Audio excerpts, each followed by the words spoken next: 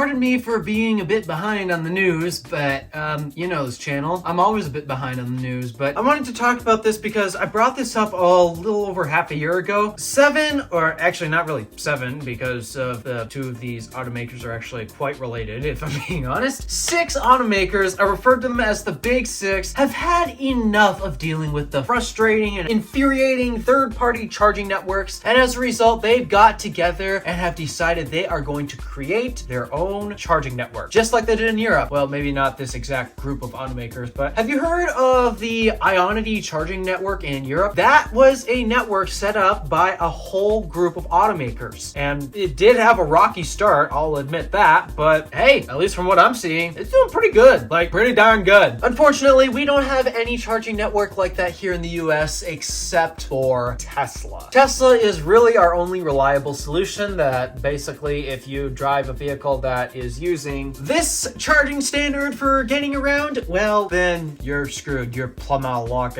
unless you can access magic docks. But yeah, for the longest time, I've told people, do not buy a car that charges via this standard. You will instantly regret it. And boy, a lot of people seem to instantly regret buying a car that charges via this standard. So automakers have had enough. Last year, they decided, all right, let's team up together. We've got 2 automakers from North America being GM and Stellantis, 2 from Europe being BMW and Mercedes, and 2 from Asia being Honda and I know people like to say they're 2 separate brands, but come on, when you take a look at the product line, you have to admit they're basically the same brand. Hyundai and Kia. They share each other's powertrains. They share each other's underlying technology. They're basically the same brand. What's the difference? But these 6 automotive groups have gotten together to form what I was previously calling the Big 6, but now we have some more updates in this regard. And let's cue that intro so I can start listing them.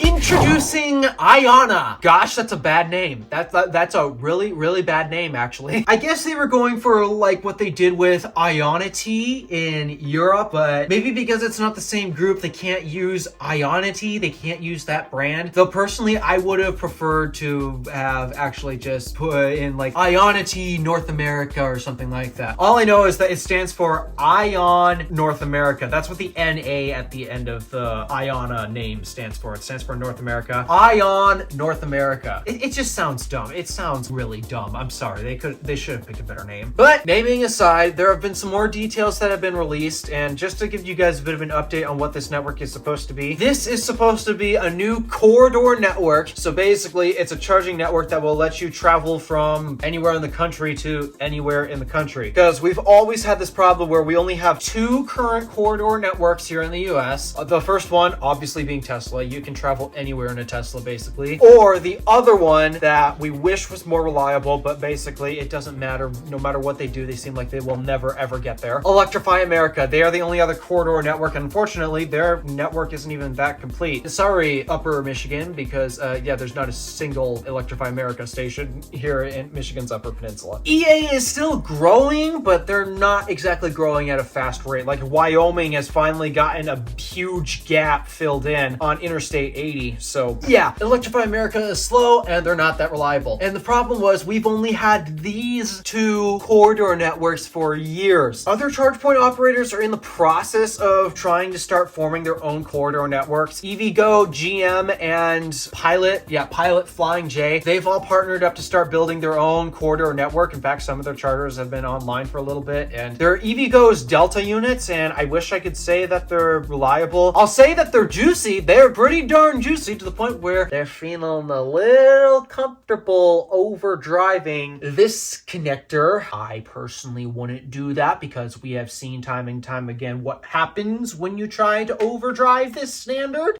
That network has been in the process of rolling out. It's not particularly fast, but they're starting to build these stations out, and EVgo is starting to finally build out a corridor network. For the longest time, EVgo has been stuck in the cities, and the reason why they chose the cities was because that's where they made their money. That's where the majority of people need to use GC charging, sadly, because most of the time we're driving around town, and in the big cities, a lot of people don't have charging at their apartment complexes. Maybe because landlords need to start actually doing something about this. Ahem.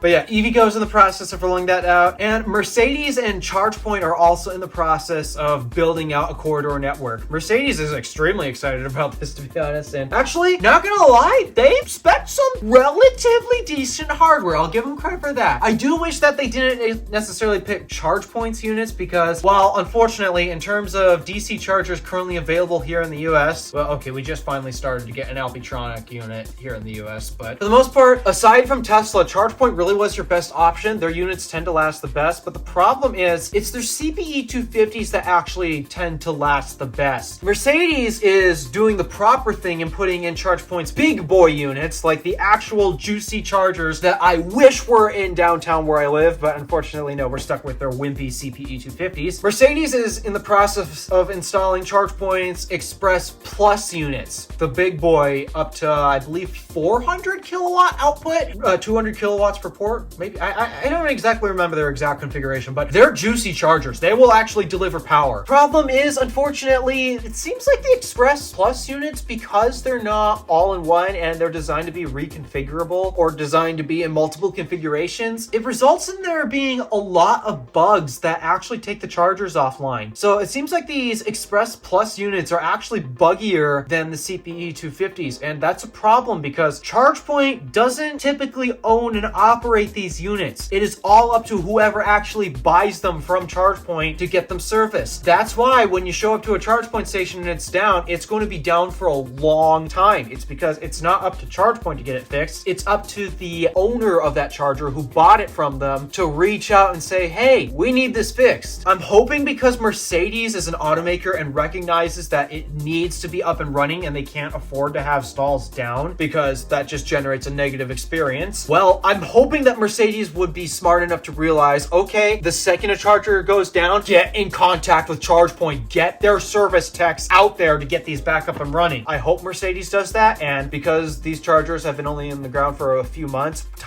we have yet to see what time will do. But yeah, that's my one nerve-wracking thing. Mercedes is putting their juicier versions of it. Unfortunately, there are some less juicy versions of the Express Plus units that have amperage limited cables, and yeah, it's just, they're like, what were they thinking? Why would you put amperage limited cables on these? Why is this a trend here in the US? Europe doesn't seem to have this problem. Seems like all of the cables on the chargers in Europe, they are spec'd to actually output the power the charger can output. But here in the US, no. We have amperage limited cables, so we can have an 150 kilowatt charger in the ground and never get 150 kilowatts out of it because the cable at the end of it is amperage limited. Gosh, I hate what we do here in the US. It is so embarrassingly bad. But yeah, that's the other corridor network that is in the process of growing. We got EVgo and Mercedes ChargePoint network growing, but unfortunately, again, these still have reliability problems. So Mercedes and GM, funny enough, they're building out their own funded networks, but they've also gotten together with 4 other automakers to build out an even larger one from the looks of it. So geez, Mercedes and GM, they are really heavily investing into this technology. So they are building out a corridor network of bare minimum 150 kilowatt chargers, and I know this because they are supposed to be NEVI compliant. That is what they said in their description. All these chargers that they're building out need to be NEVI compliant. In order for that to happen, it needs to output 150 kilowatts, and I really hope that means no amperage limited cables, because oh, will I be mad if they put amperage limited cables on that so they can save a penny. But yeah, that's supposedly what they're doing. They need to put out these high power chargers in a corridor fashion. And the biggest thing that actually scares me, well, there's 2 things. The CEO has been named, his name's Seth, I don't remember his last name, but Seth, whatever his last name is the new CEO. And one thing that makes me nervous about him that's on his resume, he used to work for Electrify America back in the early days. Electrify America in the early days was not good. In fact, actually, he was in a high up position of it. He was in charge of building out the infrastructure or something like that. Point is, I'm a bit skeptical. There's some people that say he's great, and okay, we have yet to see what he's going to do as CEO, but I'm a bit nervous because we've seen what Electrify America has become, and we know they are not up to the task. So I'm hoping that his past experience at EA is not going to ruin the IONNA charging network, but thought I'd point that out. I've got some skepticism because of this. But then the other thing that I just wish they would announce to us yet is we don't know the actual hardware that they're going to be putting in the ground. The number one thing that I'm concerned about is they're going to start buying up the most affordable high power solutions, because again, this is an ambitious goal. They're trying to put in 30,000 chargers here in the US. 30,000 high power chargers. This is going to cost a lot of money, and they are going to put a big emphasis on the amenities as well. So not only are they installing expensive charging equipment, they're also going to build them in places that, well, EV drivers might actually want. For one, canopies. I hope that every single station they build has a canopy, because I hate that it is a luxury at certain stations. No, it should be a necessity in my opinion. Doesn't even have to be solar power. Just give us something that protects us from the elements when we plug in our vehicles to charge. Nobody likes charging in the rain. Nice to have a roof over our heads. 3, 2, 1.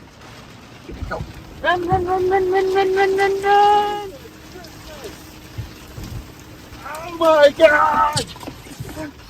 Jesus. Oh my god!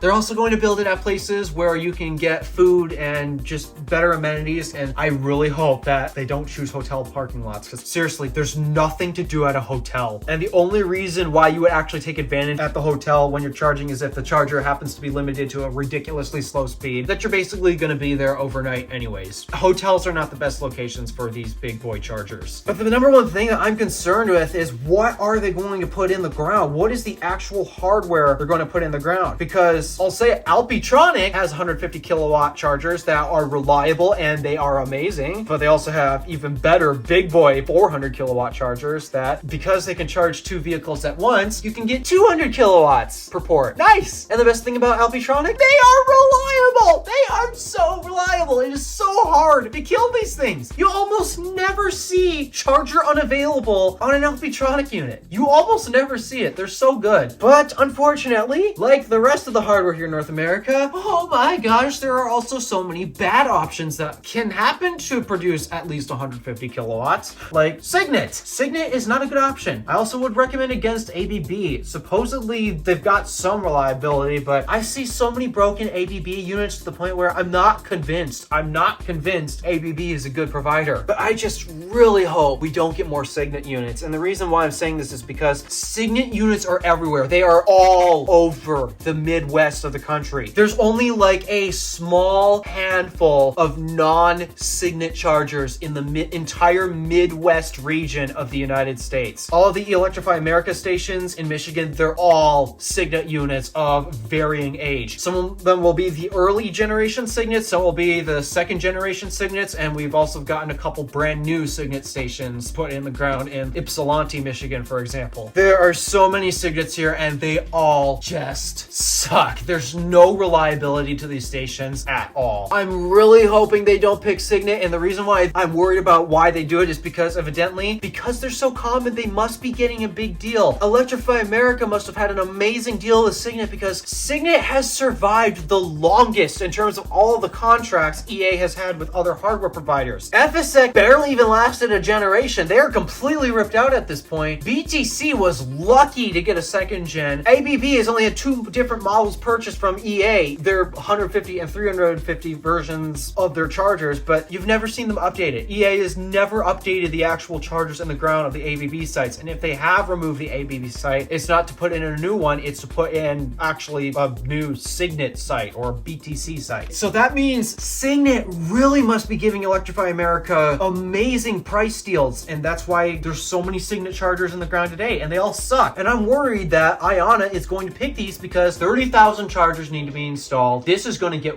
really, really expensive. What is one way we can cost down? Oh, it'll produce the power we want, but it's cheaper. Signet. That's what we'll go with. I'm so worried they're going to do this. I am terrified they're going to do this, because if they pick Signet, then basically throw the whole reliable charging from IONNA out the window. It'll be gone. All gone. And I hope they release a press release in regards to what hardware they're going to install on the ground. I'm really hoping that it's Kempower or Alpitronic chargers. In fact, Tesla is actually also saying they're going to sell their hardware to third parties. Why don't they also buy up some Tesla superchargers? Because clearly they are some of the most reliable chargers in the market. I mean, take a look at the supercharger network. You rarely ever have issues there. That's the latest news on the IONNA charging network. What do you guys think of it so far? I'm a bit skeptical. I have been from the beginning, and I'm still going to remain skeptical until we see what they actually put in the ground. All right, thank you for watching. Do me a favor and interact with the stuff below. My name is DeWolf, Random Alpha, signing out.